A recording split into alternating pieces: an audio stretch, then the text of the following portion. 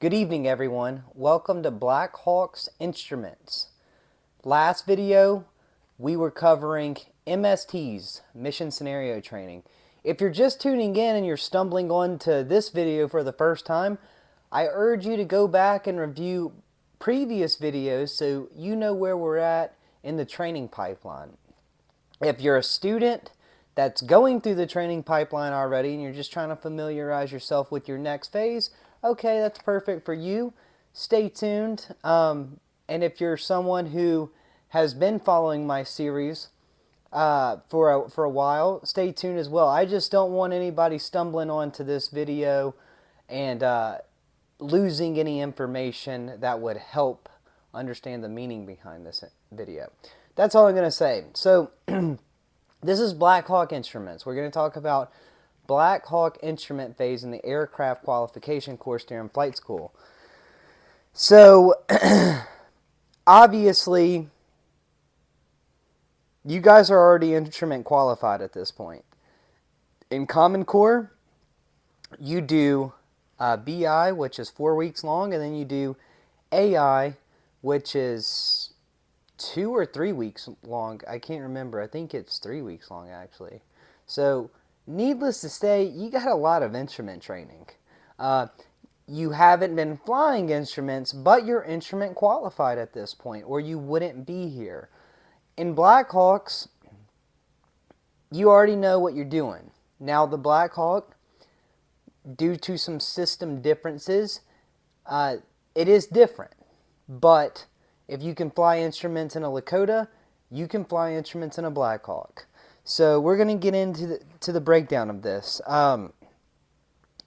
Just like I always do, the aircraft hour breakdown. So your aircraft hours that you will receive for this phase in instruments will be 5.3 aircraft and 6.0 simulator, giving you a total of 11.3 for the phase. The key differences that we're going to discuss. So one big thing that you may already know, but it may come as a shocker to some of you, you cannot legally fly space-based navigation in the UH-60 mic, believe it or not. Everything is going to need to be backed up or flown using ground-based navigational aids. Now, the 72, on the other hand, that you flew in Common Core, you can do space-based stuff. So you can do your RNAV, and you can use your GPS, your Garmin 430, to fly from point A to point B using strictly GPS. When you get to Black Hawks, you can't legally do that. Now, there's some caveats to that. So as I was talking about in the last video, you have the FMS, or the Flight Management System. You can use, so the FMS does have a GPS in it.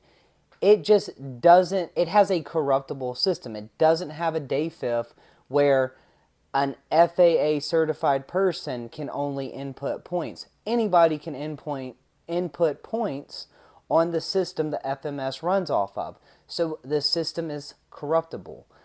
It's extremely reliable, but due to the fact that anybody can create or change points, it's not certified by the FAA. So when you fly instruments in the UH-60 mic, you have to use ground-based navigation.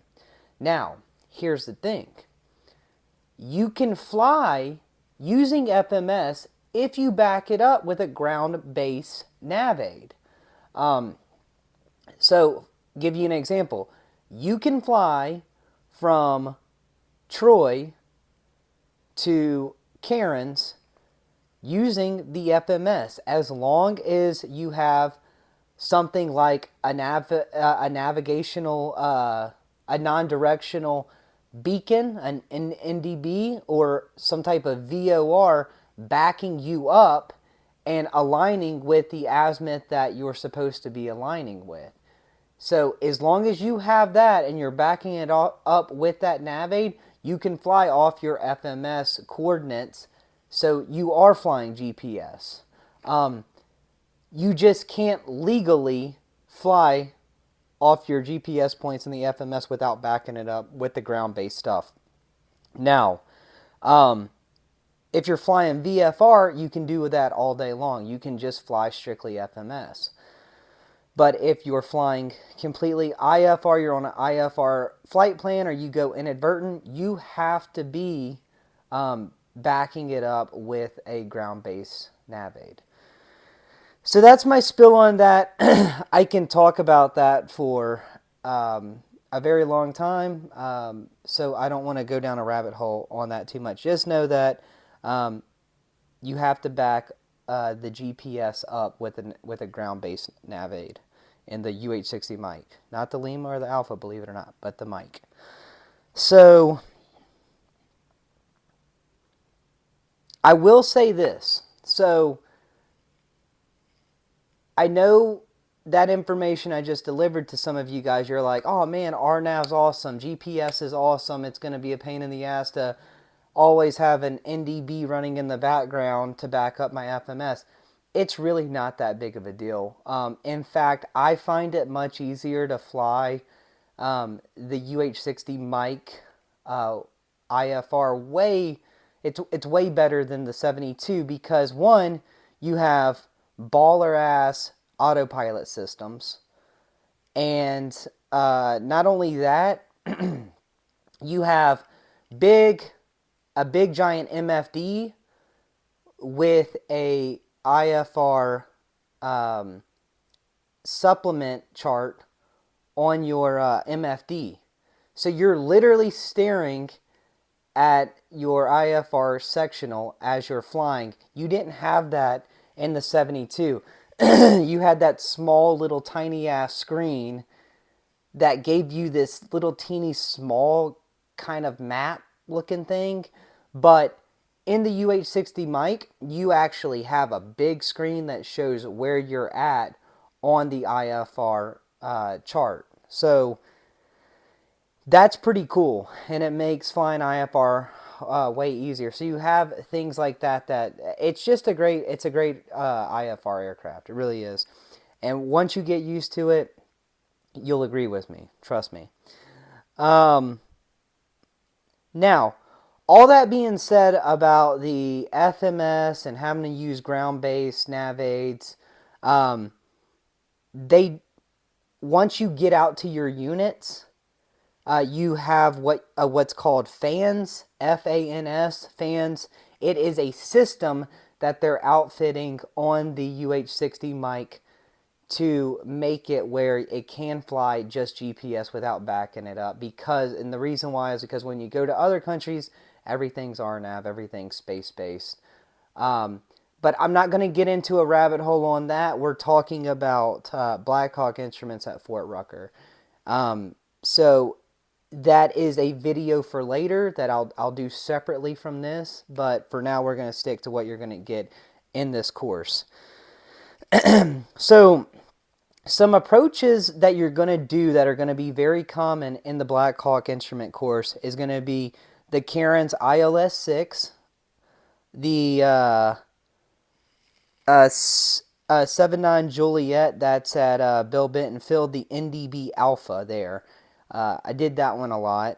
The Troy ILS-7, the Mariana VOR Bravo or Alpha, and any various ground-based Dothan approaches.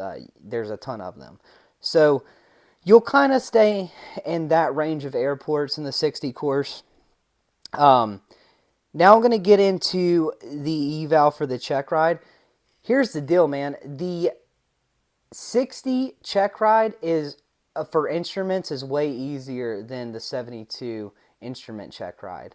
In the 72 instrument check ride, you had to do a non-precision and a precision approach. For the Black Hawk, you just have to do either or. It doesn't have to be both of them. It just is either a precision or a non-precision, which cuts out an entire approach for you.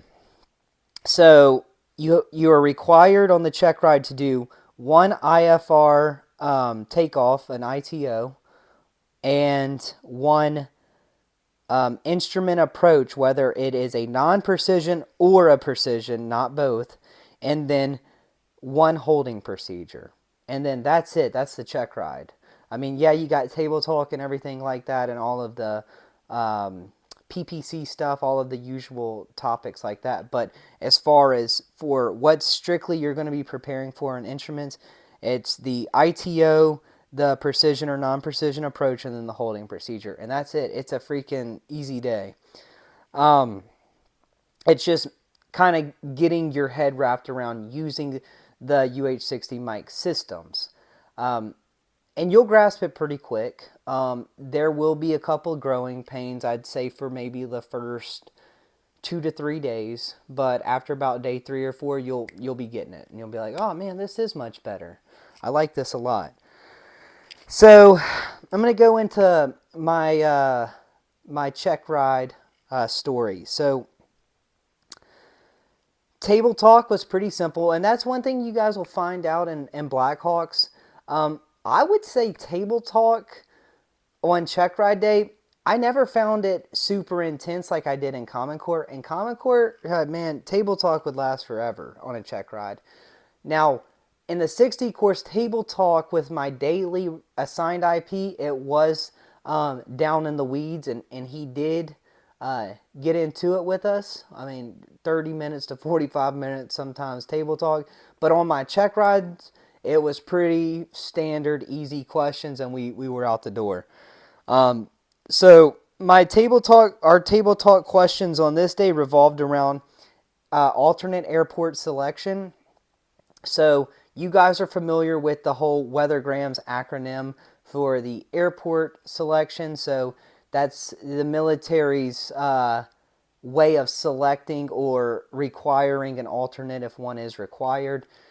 So our IP that we had that day for that check ride sat down and was like, hey, here's the weather. Where are we going? We briefed him on where we were going. He's like, okay, based on those approaches, is there an alternate required? No, no alternate required. Okay, if an alternate isn't required, what if weather was this? Would an alternate be required then? Oh, yep, an alternate would be required then. And then it's just typical stuff like that. So you just use weathergrams, VFR exception rule. You know that before the check ride, and you can talk that really well. You're not going to have any problems, at least with this IP. And most of them, if you can talk intelligently on that, and maybe answer a couple of questions like, hey, what's this mean on this IFR chart right here? Hey, on this approach, what's the MDA or what's the decision height for this approach? Easy questions like this. It's when you don't know those questions and they start digging in harder, that's when things can turn south real quick. So again, pretty uneventful table talk. The weather on this day, we actually had legit IFR weather on my instrument check ride. Clouds were scattered. We didn't have really a hard ceiling or anything as far as that was concerning. But there were clouds in the area, but the wind was the major variable for our check ride. We had 40 knot winds. For those, just to give a little context to that, Chapter 5 limits for shutting down the UH-60 is 45 knots. So 5 more knots and we wouldn't have even been able to fly because of the wind being so high. But it was just low enough for us to fly. But 40 knot winds, dude, that's no joke. And we'll get into that in a little bit. So I flew second on this day. My stick buddy flew first, Griffin, shout out to him. And we flew from low Army Airfield, or low heliport, to Troy. He did holding at Blood, the NDB there, and then a precision approach. It was the Troy ILS 7. We got out switched. Then I flew to the Cairns NDB, did my holding there, and then did the ILS 6. So when Griffin flew, We flew out of low, flew to Blood NDB, and right off the bat, things were getting a little hairy. We were flying through some clouds. The winds were pushing us around a little bit because they were 40 knots. We were hitting the 30-minute contingency, or the 30-minute limit on our engines. It would pop in and out. You would see it on the MFDs. And that was the first time I'd ever seen that. And that was because we were, granted, I think our cruising speed was like, we were holding like 120, 130, but we were doing it against a 40 knot headwind. So we were pulling a lot of power to maintain that speed. And every once in a while you'd see the 30-minute limit pop up on the TGTs. So we got to Blood. Before we entered Blood, we called approach control to request holding at Blood. It was super busy there, and he even was like, hey, you guys are going to be at 9,000 in the stack. Is that okay with you guys? And we were like, yep. So just to give you guys context, like typically 4,000, 5,000 in the stack, about 5,000, that's kind of high. So we were at 9,000 that day in the stack. So we had like 3 or 4 helicopters under us in the hold. Don't quote me on that, but it wasn't just us in the holding pattern. There were several of us in the holding pattern that were stacked under us. So we enter holding 9,000, and the winds were so high that day. I had my 4-flight up in the bag just like any good stick buddy, and I'm looking at us, following us on our instrument chart, our ELA, and Griffin flies over the NDB and he tries to turn, and as he tries to turn into holding to do a, I think it was a teardrop entry he did, we got blown like super far off. I mean like a good 2 to 3 miles off because of the wind. And he worked his ass off to get back on course and to find that NDB and to get back into holding. He eventually did, but he was fighting his ass off. In fact, like I could hear it in his voice, like, shit, dude, this check ride is not going good. And as a stick buddy, you know, you just help him out, give him words of encouragement, like, hey man, I think you're almost on it, like, you know, just try to be positive like that. But he eventually fought his ass off and he got back on course, started hold, did 2 or 3 solid holding patterns and hold, and then he executed his precision approach pretty well. Got out, we switched. So I'm flying back, instrument takeoff pretty good. I immediately do my FMS. I think I have Blood NDB in, and then I was going to switch it to Karen's NDB en route using our ADF. And I got up, and I immediately was able to pick up Karen's NDB, luckily. So, fly there, and when I got to the Karen's NDB, just to give you guys some context, the holding course, the published holding course at this NDB is 064. That's inbound towards the NDB. Outbound, the published outbound is 244. So inbound 064, outbound 244. My wind correction was 208.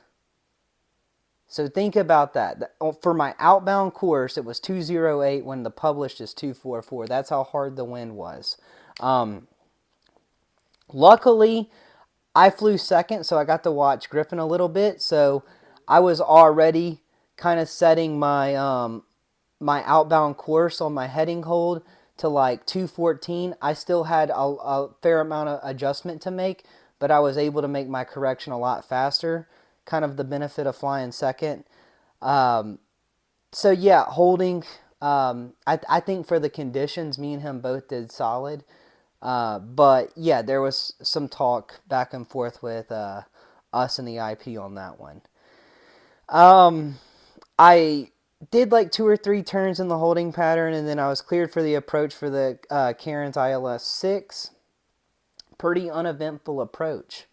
Went solid. It was I did the precision approach, missed, and then I did what is called the VFR transition into the south corridor, and then the a regular VFR approach into low. Yeah, so that was our check ride. I'd have to say it went pretty solid. The grades weren't as high as I wanted them to be, but hey, man, whatever. We passed. Not a big deal. The IP we had a reputation for being a hard charger, kind of a stickler on grades, but then we had 40 knot wins. I don't give a shit. I thought we did great. We passed, and we were done with the with our assigned IPs, and we moved on to nights. So in nights, you get an entirely new set of IPs. So yeah, that's instruments. I feel like I covered pretty much everything I wanted to. I'm interested in hearing any of your comments that you guys had, any questions, any things you guys want me to talk about more. As I complete this series, I'm looking forward to doing some more instrument content. But yeah, Blackhawk instruments, pretty straightforward, pretty easy, honestly, it was, out of all of the phases in Blackhawk, I thought that instrument was probably the easiest one. Because you already know how to fly instruments. It takes 2 or 3 days to get your head wrapped around how to use the Blackhawk systems for instruments. But once you do that, it's an easier check ride because you're only required to do one approach. That's it.